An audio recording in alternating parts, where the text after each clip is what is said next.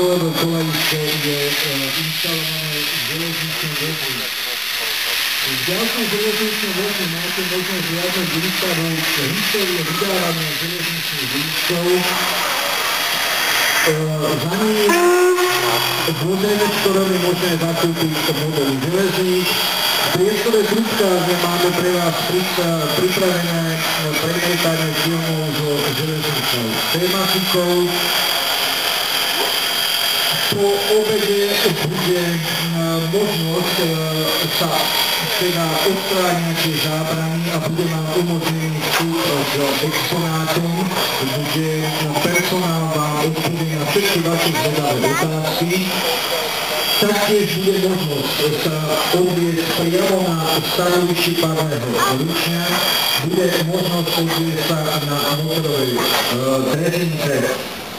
Tuto je modelári, ktorí majú pripravené pre deti rôzne akcie, aktivity, kde deti budú sa môcť zúčastniť všelijakých súťaží a v podstate to funguje asi tak, že rodičia budú môcť u týchto modelárov účtovať deti, tak ako v tých nákupných centrách, kde vaše deti budú postarané a otecko s mamičkou si môžu dokonale vypýtať tie veľké exponáty. Máme pre vás pripravené občerstvenie v hlavnej budove, kde je výstava modulového koloriska, je pripravená pre návštevníkov aj tombola. Pri zakúpení modelov máte možnosť zúčastniť sa tejto tomboly o prekrásny model tohtového vozu.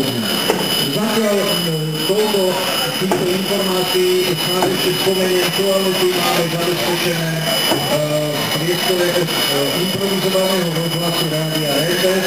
Po chodníčku stále smerom vyčerpatom týchto tie chemické úvodovky. Ja sa vám od mikrofónu budem v priebehu celej výstavy prihovárať, budem vás informovať o aktuálnom dianí, takže zatiaľ vám prajem, aby ste príjemne strávili dnešný srdečný deň tu v priestoroch Rúdového depa RTVS.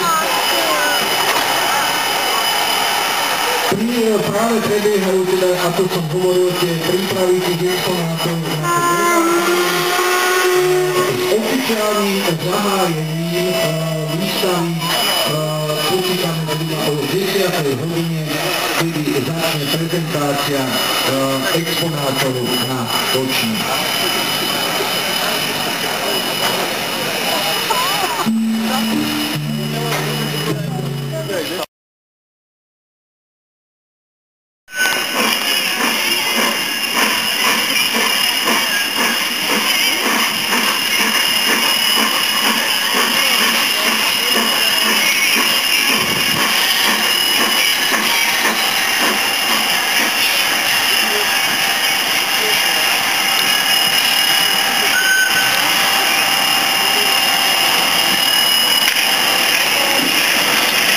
Prdele.